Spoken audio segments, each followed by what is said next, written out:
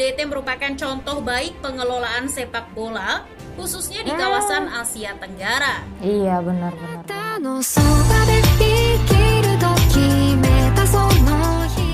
Halo teman-teman semua, Assalamualaikum warahmatullahi wabarakatuh. Apa kabarnya nih teman-teman semua? Semoga sehat selalu ya. Dan kembali lagi bersama aku Rizky. Tentunya kali ini kita mau ngelanjutin requestan dari teman-teman semua. Katanya Kak, kemarin kan udah react nih stadium-stadiumnya. Sekarang react dong klub bolanya. Wow, klub bola. Waduh, ini baru tahu banget ya. Johor Darul Ta'zim, tim super kaya yang rajai sepak bola Malaysia. Wow, sekeren apa sih? Langsung aja kita nonton ya videonya ya. Aku penasaran juga nih ya. Ini yang paling keren di Malaysia. Langsung kita nonton videonya. Yang rajai loh. Aduh, ada Messi. Oke, oh ini emang khusus bola ya nih. Liga Channelnya. Super Malaysia dalam beberapa tahun terakhir hanya memiliki seorang juara. Mereka adalah Johor Darul Ta'zim. Klub yang Ternyata bermarkas di Stadion Larkin itu sudah menjadi raja dalam kurun waktu yang cukup lama. wow. Padahal bila menarik jauh ke belakang, Johor Darul Ta'zim bukanlah tim dengan gelimang prestasi. Sejarah mereka bahkan tak banyak dikenal orang. Hanya berposisi di papan tengah dan lebih sering disebut sebagai tim mediocre. Johor Darul Ta'zim sendiri sebelumnya tidak pernah ada. Pada tahun 1972, baru ada klub bernama Johor FC yang mewakili wilayah Johor. Oke. Bersama dengan Johor FA yang sudah lebih dulu hadir di kancah persepak bolaan Malaysia pada tahun 1955. Kedua tim tersebut, Johor FC dan Johor FA sebelumnya merupakan rival satu dalam satu wilayah. Oke, I see. Namun pada akhirnya sebuah perubahan besar dilakukan. Wow, Di mana merinding Johor langsung. FC dan Johor FA melakukan merger Wih. yang diketuai oleh putra mahkota Johor, Tunku Ismail Idris. Keren banget. Tepat pada tahun 2012 silam setelah diangkat menjadi Presiden Persatuan Bola Sepak Negeri Johor, Tunku Ismail Idris benar-benar ingin melakukan langkah serius untuk membentuk sebuah kekuatan besar.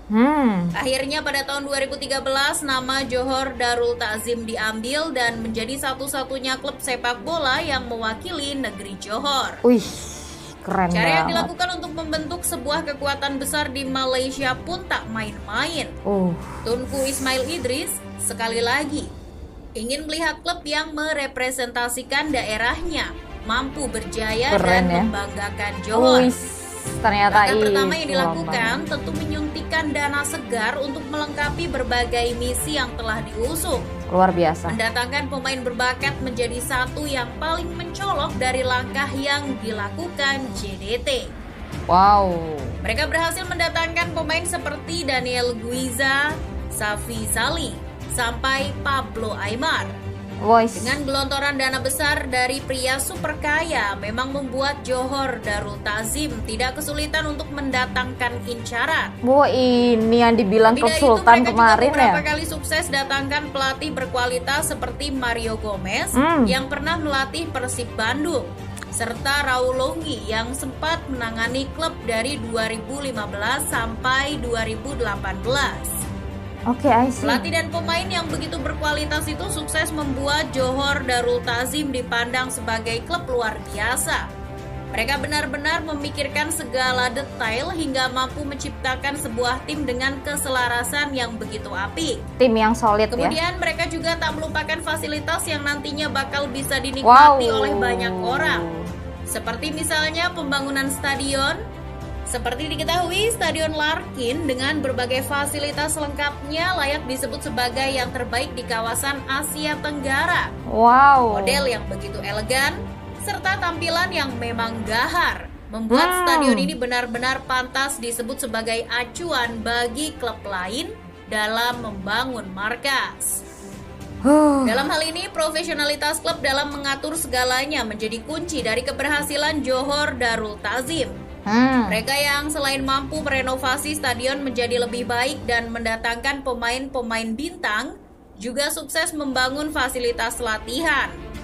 Dikabarkan bahwa ada 2 tempat latihan yang dimiliki Johor Darul Ta'zim, di mana satu di antaranya di lapangan terbuka dan yang lainnya berada di tempat tertutup.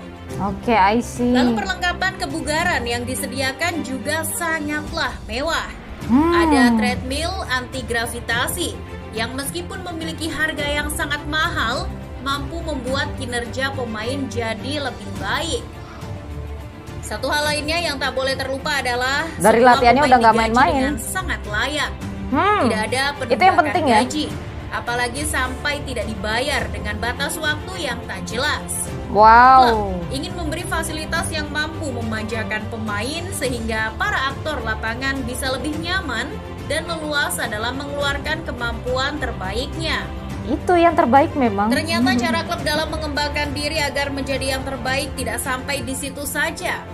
Masih ada hal lain yang membuat mereka menjadi tujuan banyak orang, yaitu pengembangan para pemain muda yang banyak diberi pelatihan melalui akademi mereka. Oh, I see. Tunku Ismail Idris yang memang punya banyak dana memutuskan untuk membuat sebuah akademi sepak bola untuk mengembangkan bakat-bakat muda di sana.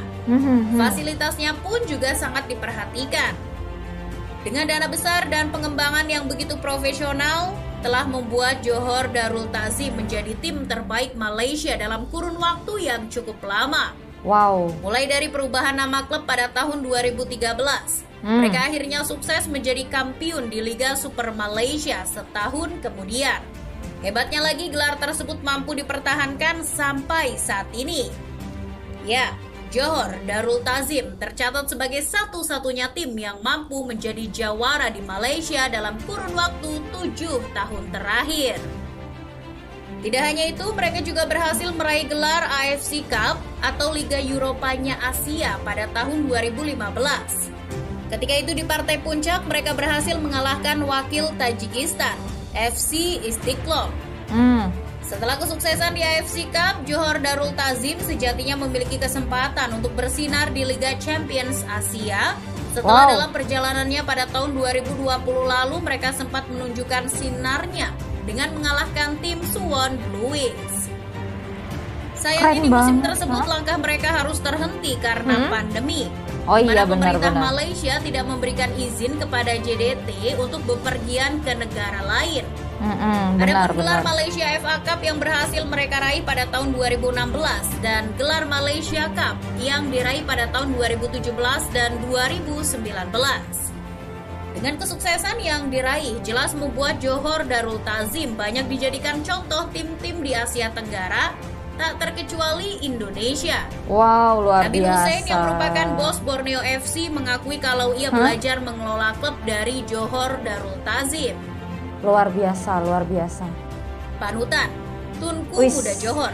Seharusnya kita melihat apa yang dia buat. Borneo dalam perjalanan menuju sukses seperti JDT. Merinding. Penasehat Direktur Teknik PSSI dan Nurwindo juga mengatakan kalau JDT merupakan contoh baik pengelolaan sepak bola, khususnya di kawasan Asia Tenggara. Iya, benar. Jangan heran kalau JDT sering dibicarakan di Indonesia. Oke. Banyak klub di sini berkiblat pada JDT. Luar Kami biasa. terkesan dengan karakter dan kepemimpinan Pangeran Johor. Jadi kami harap bisa mengaplikasikan metode JDT di Indonesia. Luar biasa, luar biasa. Bagaimana menurut kamu, football lovers? Silakan tulis komentar kamu di kolom komentar. Jangan lupa untuk like dan share videonya. Speechless nontonnya. Oke, thank you videonya. Kalau udah ngomongin bola ini, aduh, merinding sih ya. Keren banget ternyata. Wow, ternyata ini ya klub dari Malaysia yang bikin salut ya. Ini menjadi patokan ya dari klub-klub yang ada di Asia Tenggara tentunya ya, JDT ini ya. Keren banget sih ya teman-teman ya. Dan ternyata jangan heran ya teman-teman ya, ternyata JDT ini memang banyak diperbincangkan di Indonesia. Jadi ternyata JDT ini menjadi kiblat ya dari klub-klub bola yang ada di Indonesia juga. Ini best banget sih ya, yang tadinya aku nggak tahu jadi tahu. Thanks untuk teman-teman yang sudah kirim linknya ke Instagram aku di @rizkia. Misalkan besok-besok ada video requestan apa lagi, silahkan tulis aja di kolom komentar ya teman-teman ya. Aku akhiri dulu, assalamualaikum warahmatullahi wabarakatuh. Sampai jumpa lagi di lain kesempatan. Bye bye, see you next time, bye.